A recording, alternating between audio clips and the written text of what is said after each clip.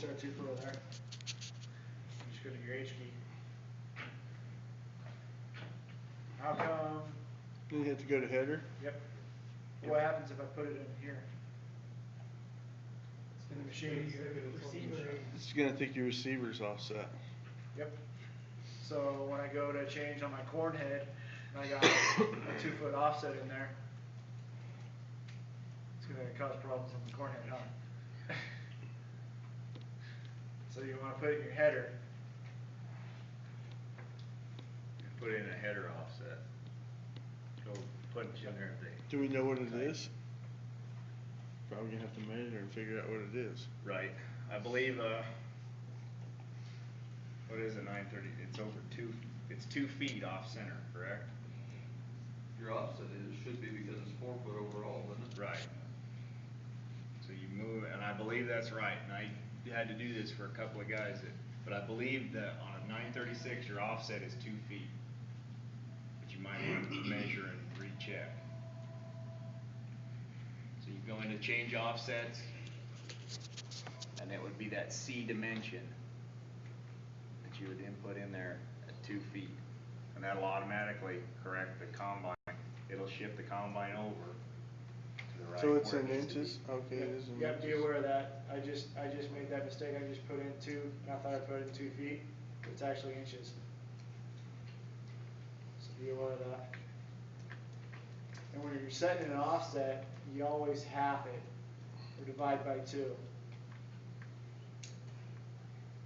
If you got if it's 4 foot, 4 foot off the center, you want to put in 2 feet or 24 inches. Okay, the offset, is that where the crop comes in, or? It's just the center, where the head, so it knows where the Yeah, head it's- is. it's from in the feeder relation house. to the combine. Yeah, the feeder house, it's 4 foot longer. Center of the head, from the center of the feeder house to the center of the head, then? Mhm.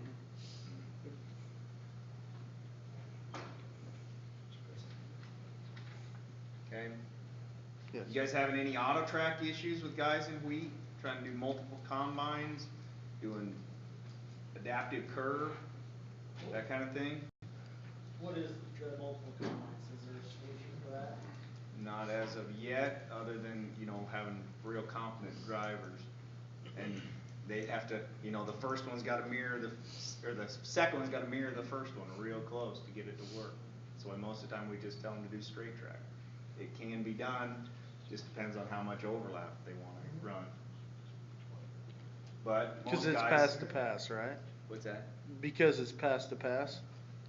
Right, cause it only records its next pass over, but Right. depending on how many combines you got in there, you have to skip over however many feet. It gets real challenging doing it, but guys running single combines, tell them to run adaptive curve if they wanna go round and round like they used to. Real good success running adaptive curves. It's pretty impressive how it knows what its turning capacity is. I mean, if you make your first adaptive curve and miss a turn, and you're on a phone and have to cut back, the next time it goes, it doesn't try to follow you, it knows it needs to turn here, works pretty nice. Anybody complaining about how much their rear wheels are moving? Just sitting back there fluttering, or How do you most of know? these guys don't care? How do they know? If you look in your mirror, the grain cart operator actually says, back wheel's gonna fall off. Most of the time, guys, they move them straight out of the tractor or the sprayer or whatever into the combine. I believe the steer sensitivity is set the same. They need to go in there and adjust that steer sensitivity on the combine, otherwise they'll be real twitchy and they'll wear out the rear end real fast. These new combines, and we'll point that out there to you guys, they've done, I think that's why they've done that. Justin, can you shine any light why they've gone away from the flow meter as far as their input device for the wheel angle, and they've gone to a straight wheel angle sensor Potentiometer. mounted back on the rear axle. And I think that's to get away from, It's closer to the actual steering point. I don't know if, I wouldn't think they'd have any, you know, pressure differences with that Bet you a long lot of motor. it's cost too. What's that? Cost. Potentiometer is a third of what a flow motor Hopefully is. these new combines have a lot less twitch and steer a lot more accurately. Hopefully they made improvements into how they steer with the, along with cheapening them up. Found the chart. Okay? I didn't find the exact link. If you do a search, just, you know, in the upper right-hand corner of your, Pathways homepage, type in combine header flow chart, and it's under importance of verifying header and, or combine and header, capabilities, or compatibilities. And then there's a couple links under that. What is it under, combine header flow chart anywhere? Yeah, in, importance of verifying header, or combine header. Compatibility. Yeah, compatibility.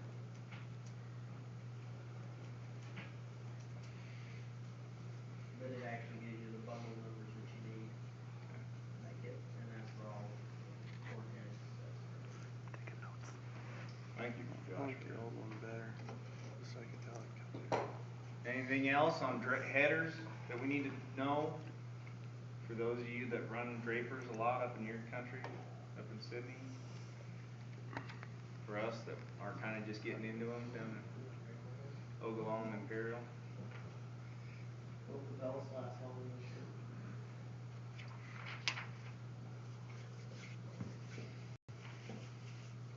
You guys are kinda quiet down there on the end.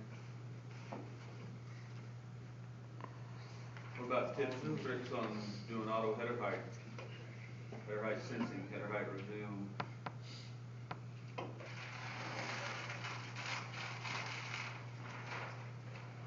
Just do it. There's no tips. I guess in regards to like this, just setting the buttons. Yeah, any tips or tricks there? I always have a question, and I still haven't really figured it out. Guy wants to, auto track. He wants to set his auto track so it gets online really far back, but it also lowers his head all the way down so it starts recording. How does he go about doing that? I think as soon as you hit your auto track, it's gonna start recording anyway. No, It's all as under long header as height. you have your, Well, set your height header up. sensor. So set your height high. But then he's not gonna have two infield, he won't have two infield modes. He'll have an out of field mode and an infield mode. And how do you Really, do that's, that? I have no idea. I'm not gonna get into it. I mean, You'd it's, have 1 on 2 and 1 on 3, correct? right. See, So you'd engage auto track with number 2, come in, and then when you get up. You to the could have it top, on number 3 too. Hit number 3 and then. Because it's you off. run your 2 and your 3 infield anyway, you have up crop and down crop. So he just sets his up crop, but he's not gonna have 2 infield modes if he does that. Right. Now, if that's for auto height resume. If he's got auto height sensing, it don't matter anyway.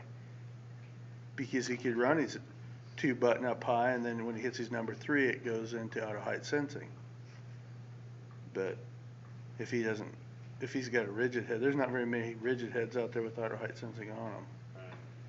'Cause, well, most guys are running flexes that they've got pinned Now, up. if they have flexes, they're running on the ground anyway, or pin it up, but it still isn't auto height sensing. It's gotta be on the ground to do that. Okay? Contour Master, he'll have it. Good discussion. Hope it wasn't. We're gonna break you up into groups of, 4 different groups. We've got 4 different combines outside. We're just gonna quickly, it's not gonna take very long, not even 10 minutes per combine. I just wanna show you, there's 4 combines out there. There's a 60 series. That station, you're gonna sit there with Chris and just go over some other troubleshooting tips, you know, tips and tricks, that kind of stuff, kind of like what we're doing here. The other combine, there's a GS2 hooked to it, and what you gotta do there at that station is program in, it'll be a completely blank card. You'll have to set up client farm and set up the machine, set up the dimensions, set up the